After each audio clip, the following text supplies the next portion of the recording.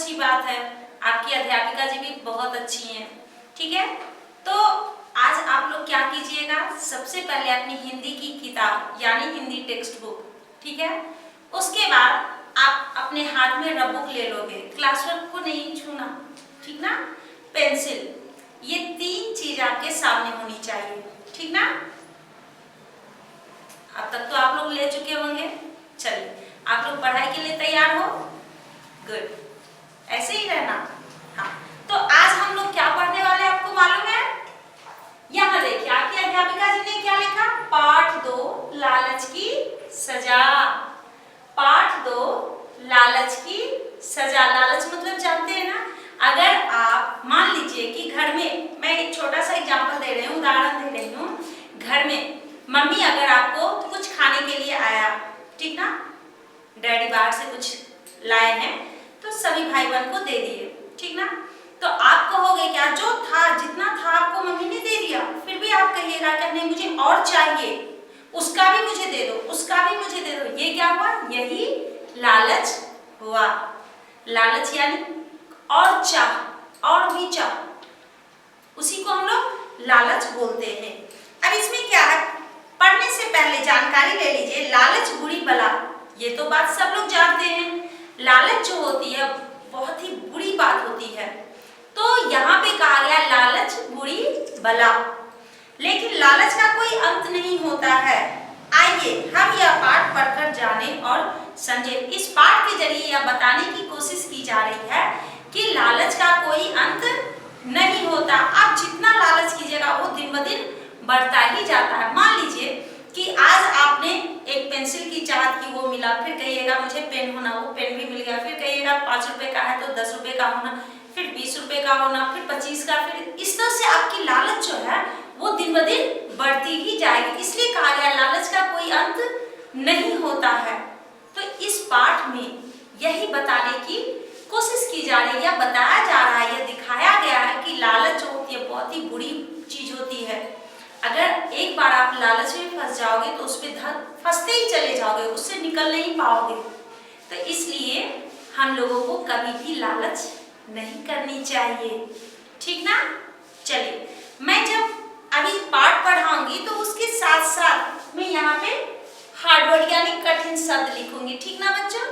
तो कठिन शब्द में क्या करना, वो केवल आप लोग अभी लिखना नहीं है, अभी आप लोग केवल देखोगे कि टीचर क्या पढ़ रहे। ध्यान से अपनी उंगली को जहां जहां टीचर पढ़ रहे हैं एकदम लाइन पे, उस शब्द पे आप अपनी उंगली को रखिएगा, ठीक ना, तो आपको पढ़ने के लिए आएगा।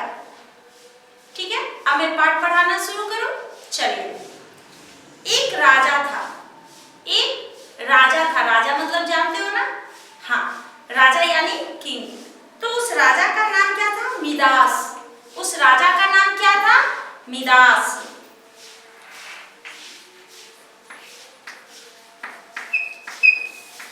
उस राजा का नाम मिदास था। उसके पास सोने के असंख्य सिक्के थे और सोने के गहनों का भंडार था। उसके पास सोने के बहुत सारे सिक्के थे। असंख्य यानी जिसकी कोई मतलब अनकाउंटेबल था, उसे काउंट नहीं कर सकते, इतना था उनके पास, असंख्य।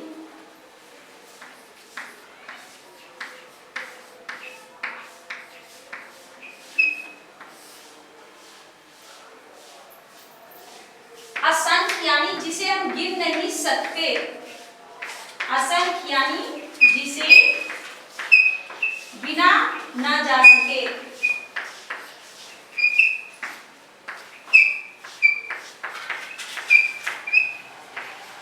असंख्य यानी जिसे गिना ना जा सके। और उनके पास सोने के गहनों का भंडार भी था, यानी कि उनके पास बहुत सारे सोने चांदी सब कुछ थे, वो गिन करके नहीं रख सकते। अब मान लीजिए आपके पास 1 या 2 है तो आप उसे गिनते रहते हैं कि मेरे पास 1 है 2 है। अगर इतने सारे रहेंगे तो क्या आप उसे गिन सकते हैं, नहीं गिन सकते हैं। तो उस राजा के पास असंख्य सिक्के थे, किस चीज के, सोने के सिक्के थे। किस चीज के सिक्के थे, सोने के सिक्के थे। उसके बाद गहनों का बहुत बड़ा भंडार था, बहुत सारे गहने थे। गहना मतलब क्या हुआ, हम लोग जो ज्वेलरी पहनते हैं उसे गहना बोलते हैं।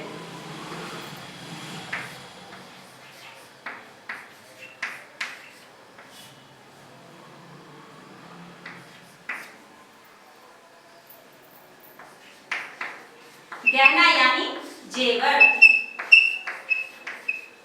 गहना यानी जेवर।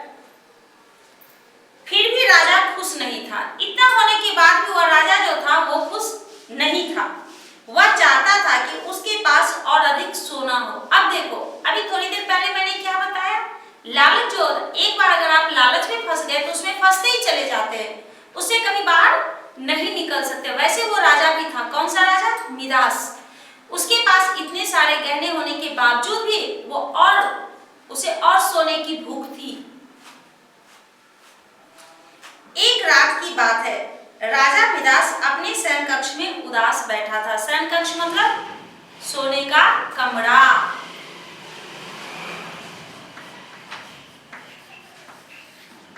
शयन कक्ष यानी सोने का कमरा। अब वो अपने शयन कक्ष में उदास बैठा हुआ था, बहुत ही उदास था। अचानक उसके सामने एक देवदूत प्रकट हुआ। उसके सामने अचानक से एक देवदूत आया। देवदूत कौन था? उसका नौकर जो होता है वो उसे देवदूत कहते हैं। राजा के दरबार में जो रहता है, जो दरबार में दरवाजे पे खड़ा रहता है तो या फिर कोई गेट के पास रहता है तो उसे क्या कहा जाता है? देवदूत।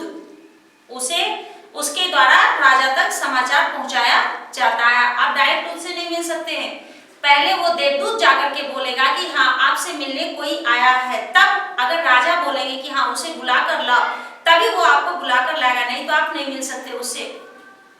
तो उसी को देवदूत कहा जाता है।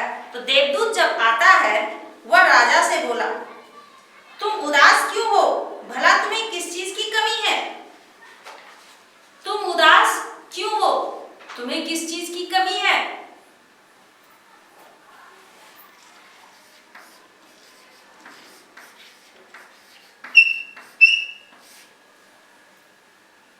राजा उदास क्यों बैठा हुआ था?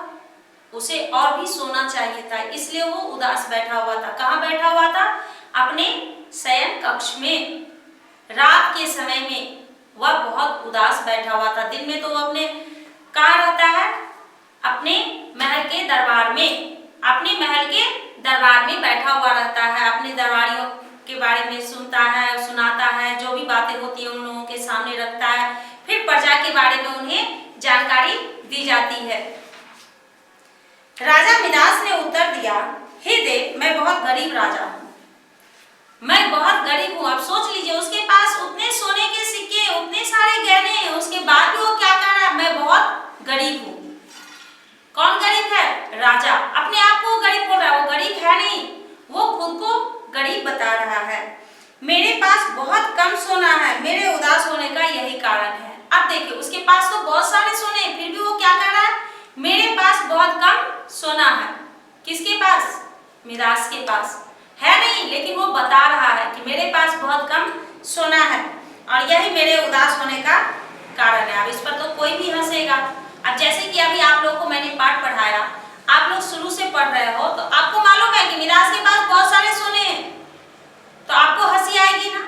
अगर आपके सामने राजा बोल दिया कि मेरे पास सोना नहीं है, आपको हंसी आएगी या नहीं आएगी? आएगी।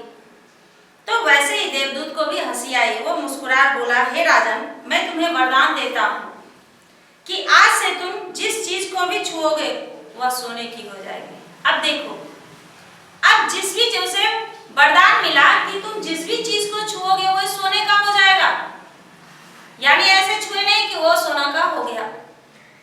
अब सोचिए, अभी आप लोग सोच सकते हैं कि अगर उसके छूने से कोई भी चीज सोने का हो जाएगा तो क्या वो जिंदा रह पाएगा? छूने का मतलब क्या हुआ? केवल हम ये चॉकपीस छू रहे हैं, केवल किताब छू रहे हैं? नहीं, खाने को भी तो छुएंगे, वो उसे भी तो हाथ लगाना है, वो भी तो मेरे मुंह के अंदर ही जाएगा। ये पूरा शरीर जो है वो मेरा है, किसी और का नहीं है, मेरा खुद का है। तो अगर हम खाएंगे वो भी तो सोने का हो जाएगा। क्या हम खा सकते हैं? नहीं खा सकते हैं। ऐसे में तो कोई भी प्राणी मर सकता है। पानी पिएगा वो भी सोने का हो जाएगा। जैसे ही पानी को हाथ लगाया नहीं कि गिलास भी सोने का हो गया, पानी भी सोने का हो गया, क्या वो उसे पी सकता है? नहीं पी सकता है। अब आप लोग तो कहानी समझ ही गए होंगे। चलिए अब मैं आगे बढ़ाती हूँ।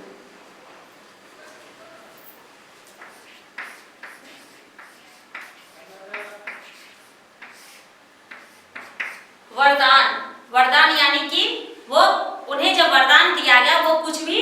मांग सकते हैं। वो जो भी इच्छा करेंगे वो उसकी इच्छा पूरी हो जाएगी। किसी की भी अगर आपको ही सब कुछ जाने दीजिए, भगवान तो आजकल मिलते ही नहीं है, क्योंकि भगवान हमारे मन में बसते हैं। हम लोग मंदिर में जाते हैं ढूंढने के लिए, भगवान हमारे मन में बसते हैं, इसलिए भगवान कहीं नहीं मिलते। जो सच्चा इंसान होता है भगवान तो उसके सामने रहते हैं हमेशा। क्यों? क्योंकि उसके मन में भगवान बसते हैं। तो इसलिए तो घर की बात मैं बता रही हूँ। अगर आप अपने पिताजी को अच्छा मार्क्स लाते हैं, ठीक है, तो पिताजी क्या बोलते हैं, डैडी क्या बोलते हैं घर में कि अगर तुम अच्छा मार्क्स लाए तो तुम जो मांगोगे देंगे। अगर ये बोल दिए तो वो क्या हुआ, वो भी तो वरदान ही हुआ ना, वो पिताजी के द्वारा वरदान है। आप अच्छा मार्क्स लाते हैं तो अपने पिताजी से जो मन में आता है वो मांग लेते हैं। आप बोले थे तो मैं अब ये मांग रही हूँ, क्या आप मुझे दीजिएगा, वो देते हैं ना। हाँ, तो वही वरदान हुआ आपके लिए। क्या है? वही वरदान है। आप पढ़ाई करते हैं, वो क्या हुआ, वो ईश्वर का दिया हुआ वरदान है। कहते हैं हमारी जिंदगी जो है वो ईश्वर का दिया हुआ वरदान है। हमारी जिंदगी जो है, प्राण जो है, वो ईश्वर का दिया हुआ है। उसे हमें ऐसे ही बर्बाद नहीं करना चाहिए। राजा मिदास जो था बहुत खुश हुआ। उसे तो उसमें समझ में नहीं आया कि मैंने क्या मांगा, मुझे क्या वरदान मिल चुका है। अगले दिन सुबह उसके सामने जो भी चीज आई वह उसे छूता गया। उसके सामने जो भी सामान आता गया वह उसे छूता गया।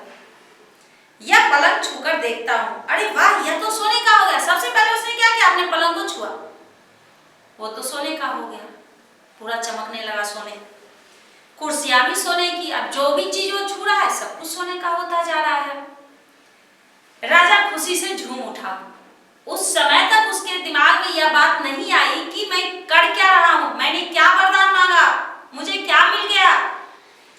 उसने नौकरों से नाश्ता लाने को कहा।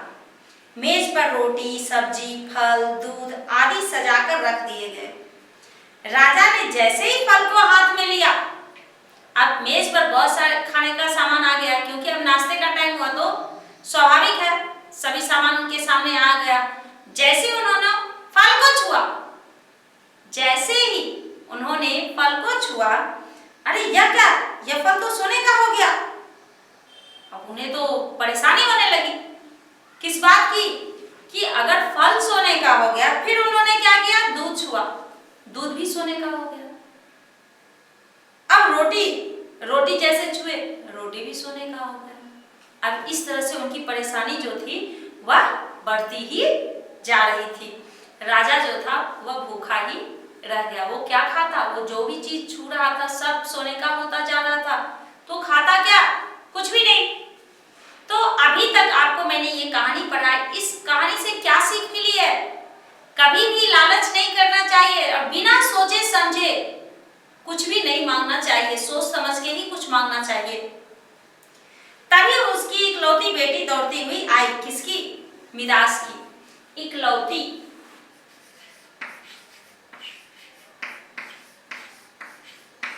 इकलौती समझते हैं क्या होता है? इकलौती यानी अपने माँ बाप की एक ही बेटी थी, कोई भी भाई बहन उसका दूसरा नहीं था। इसलिए मेरी प्यारी बेटी, आह यह क्या, तुम भी सोने की हो गई। जैसे उन्होंने बेटी को छुआ वो भी सोने की हो गई। अब उनको क्या वरदान मिला था कि किसी भी चीज को छुओगे तो सोने का हो जाएगा। लो, अब बेटी को जैसे ही छुए बेटी भी सोने की हो गई। राजा मिदास फूट फूट कर रोने लगा। अब राजा मिदास रोना शुरू कर दिया, क्योंकि बेटी से बहुत प्यार करता था। सब कुछ सोने का हो गया होने दो, लेकिन उनकी बेटी जो थी वो भी सोने की हो गई, इसलिए वे बहुत उदास हो गए। उसे लालच की सजा मिल गई थी। अगली रात, अब जानते थे भगवान सब कुछ जानते हैं, भगवान जो है सब कुछ जानने वाले होते हैं। अगली रात देवदूत राजा के सामने प्रकट हुआ। फिर से वो आया, कहता है उसे देखकर ही राजा उसके पैरों पर गिर पड़ा। राजा जो थे उनके पैरों पर गिर पड़ते हैं और क्या बोलते हैं, हे देव, आप अपना वरदान वापस ले लीजिए। आप अपना वरदान जो है उसे वापस ले लीजिए। मुझे ऐसा सोना नहीं चाहिए, मैं केवल सोना लेकर क्या करूंगा? प्रभु जल्दी ही मेरी बेटी को असली रूप में लाइए। कहते मुझे ऐसा सोना नहीं चाहिए, ये सोने किस काम का,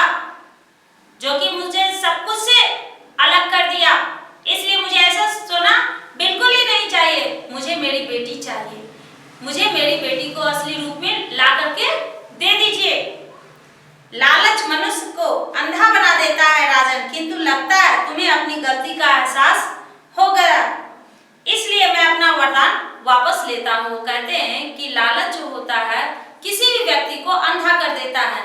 चलो ठीक है, तुम्हें अपनी गलती का एहसास हुआ, इसलिए मैं अपना वरदान जो है उसे वापस ले लेता हूँ।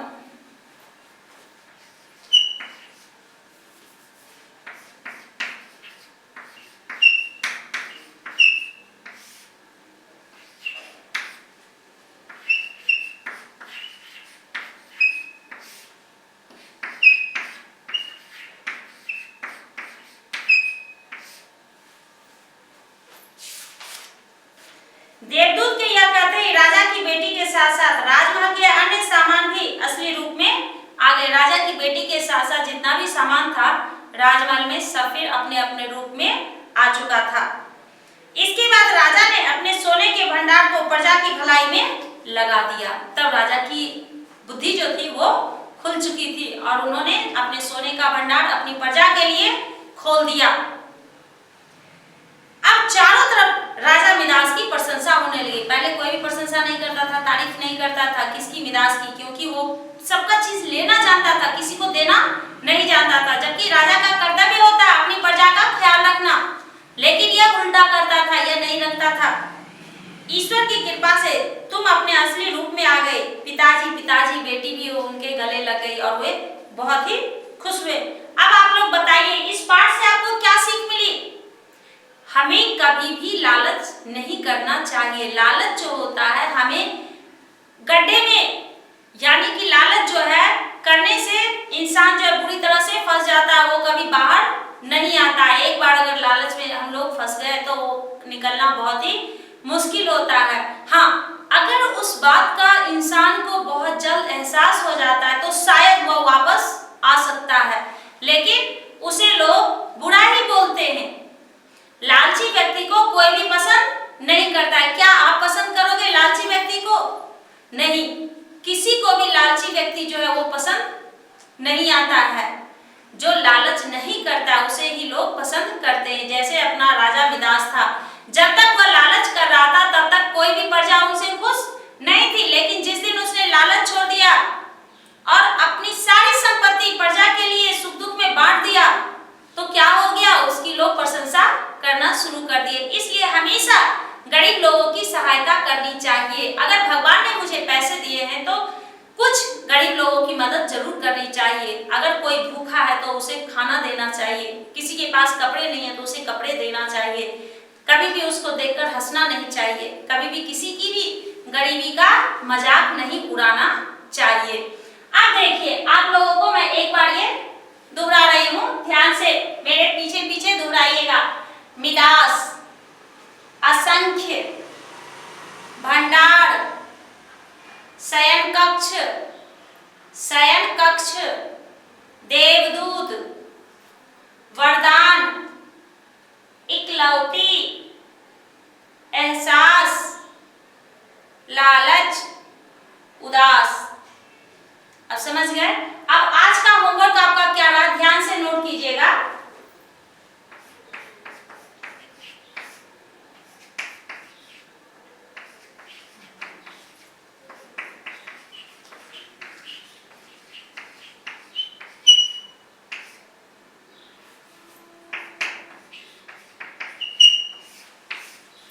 क्लास वर्क में लिख करके आइएगा।